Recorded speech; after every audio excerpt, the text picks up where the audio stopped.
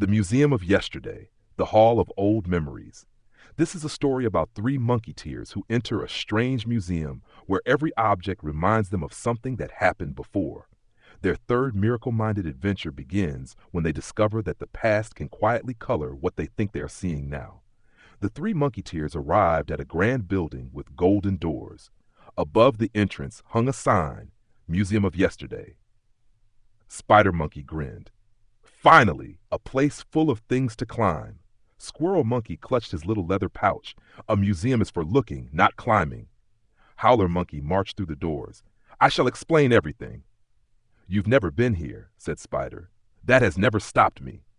Inside stood an old bell, a cracked teacup, a red umbrella, a wooden chair, and a dusty blue hat. Squirrel pointed at the chair. I don't like that chair. It's a chair, said Spider. It looks exactly like the one I fell off when I was little.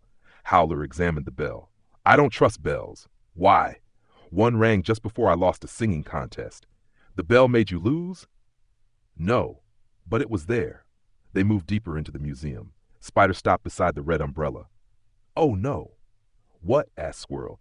My cousin carried one like that when he dropped a mango on my head. Howler nodded gravely. Suspicious umbrella.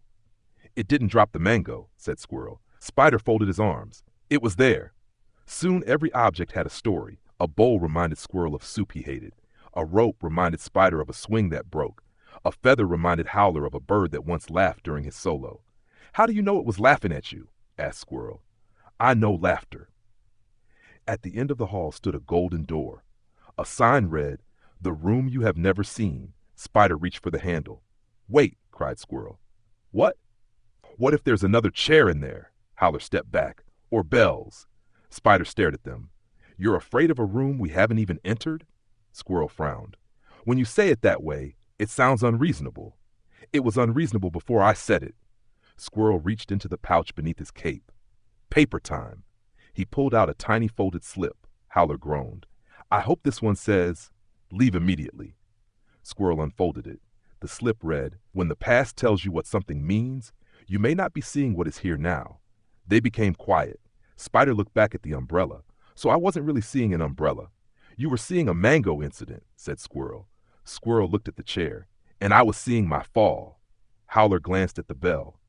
And I was seeing a singing contest in justice. Spider smiled. You came in second. Exactly. Outrageous. They returned to the first display. Spider stood before the red umbrella.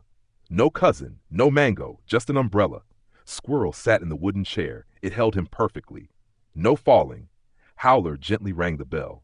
Ding. Nothing terrible happened. He rang it again. That's actually pleasant. They walked through the museum again, noticing when yesterday tried to explain today. Squirrel picked up the cracked teacup. My grandmother had one like this. Spider asked. And what is this one? Squirrel smiled. I don't know yet.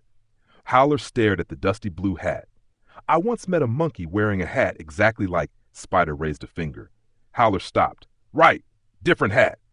At last they returned to the golden door. Spider put his hand on the handle. What do we know about what's behind it? Nothing, said Squirrel. Howler smiled. Wonderful. They opened the door. Inside was an empty room filled with sunlight. Only 3 cushions sat beside a wide window overlooking the jungle. The monkeyteers sat down. For a moment nobody explained anything. Squirrel watched clouds drifting across the sky. Spider watched a butterfly land on the windowsill. Howler listened to the wind. Spider whispered, This feels different. Squirrel nodded. We're not comparing it with anything. Howler looked around. Monkey mind keeps dragging yesterday into today and calling it seeing. Spider smiled. And miracle mind? Squirrel tucked the paper back into the pouch. Maybe it leaves enough space to see again. They walked outside into the afternoon sun. Spider looked at a tree. Squirrel looked at a fountain. Howler looked at a passing donkey. No one rushed to decide what anything meant.